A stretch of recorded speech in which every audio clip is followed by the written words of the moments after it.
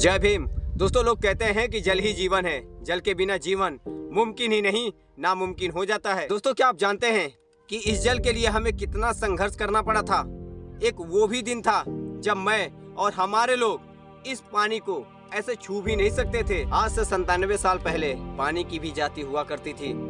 कुएं, तालाब, नदी, इन सभी को जातियों के आधार पर बांटा गया था। उच्च जाति के लोगों के पास पानी की कोई कमी नहीं थी, लेकिन दलित, नीच कही जाने वाली जाति के लोग एक एक बूंद पानी के लिए मोहताज हुआ करते थे।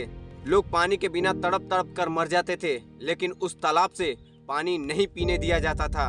उस तालाब से गाय, बकरी, कुत्ते, बिल्ली इत्यादि जानवर पानी पी सकते थे, लेकिन दलित एक बूंद पानी उस तालाब से नहीं पी सकता था। स्वर्ण हिंदुओं ने नगर पालिका के आदेश को मानने से इनकार कर दिया। विधेयक पारित होने के बावजूद भी स्वर्ण हिंदू, जो उस समय के जातिवादी गुंडे थे, उन्होंने दलित अछूतों को सार्वजनिक तालाब, कुओं से पानी पीने नहीं दिया। उसी समय डॉक्टर BR अम्बेडकर जी कहते हैं कि अपना अधिकार मांगने से नहीं मिलते हैं, बल्कि अपना अधिकार छीनना पड़ता है। बम्बई विधानमंडल से तो अछूतों को सार्वजनिक जगहों से पानी पीने का हक, अधिकार मिल गया था, लेकिन ब्राह्मणवादी विचारधारा वाले लोग, जो स्वर्ण हिंदू थे, वो लोग दलित अछूतों को पानी छूने तक नहीं दिया। इसलिए डॉक्टर BR अम्बेडकर जी अपने हक और अधिकार मांगने की जगह छीनने के लिए निकल पड़े। बाबा साहब अपने सहयोगियों के साथ आज ही के दिन 20 मार्च 1927 को महाड़ के चावदार तालाब को मुक्त कराने के लिए सत्याग्रह किया।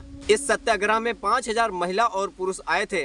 बाबा साहब ने इस सत्याग्रह को करने से पहले कहा कि हमें उन 3 चीजों को छोड़ना होगा, उन कथित गंदे कामों को छोड़ना होगा जिनके कारण तुम पर लांछन लगाए जाते हैं। दूसरे, मरे हुए जानवरों की खाने की परंपरा को समाप्त करना होगा, और सबसे अहम बात, तुम अपने मानसिकता से मुक्त हो जाओ कि तुम एक अछूत हो। इस पानी को पिया और कहा कि हम इस पानी को पीने से अमर नहीं हो जाएंगे, लेकिन इससे ये साबित हो जाएगा कि हम भी एक इंसान हैं। फिर उसके बाद सभी ने पानी पिया। ये बात स्वर्ण हिंदुओं को पता चली। फिर उनको लगा कि ये दलित अछूत कहे जाने वाले लोग अब हमारे मंदिरों की ओर बढ़ रहे हैं। अब लगता है कि हमारे मंदिरों को भी अपवित्र कर देंगे। इस वजह से वो लोग लाठी डंडों के साथ आए और छोटे बच्चे, बूढ़े, बुजुर्ग जितने थे सभी को लाठियों से वार किया, सबको मारा पीटा। बाबा साहब को भी मारा पीटा।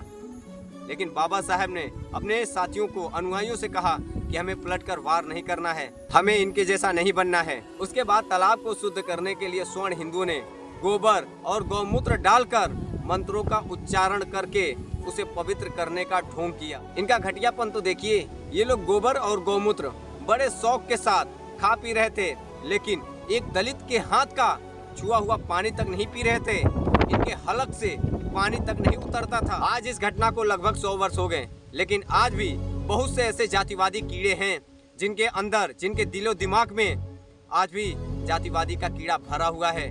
आज भी गोबर गौमूत्र को पवित्र समझकर खाते पीते हैं, लेकिन आज भी बहुत से ऐसे जगह हैं जहां पर एक दलित के छुआ हुआ पानी तक नहीं पीते हैं, दलित के हाथों का बना हुआ खाना तक नहीं खाते हैं। ऐसे घटिया सोच वाले लोग आज भी अपने आप को जन्म के आधार पर उच्च और दूसरे को नीच समझते हैं। ऐसी गंदी मानसिकता वालों से टक्कर लेकर हमारे बाबा साहब ने हमें पानी का हक दिला दिया। आप सभी को तो पता होगा, किसी ने नमक आंदोलन किया तो किसी ने कुछ आंदोलन किया, लेकिन हमें जो पानी का हक और अधिकार था, सिर्फ हमें हमारे बाबा साहब ने ही दिया। आई प्राउड ऑफ यू बाबा साहब। I love you. जय भीम।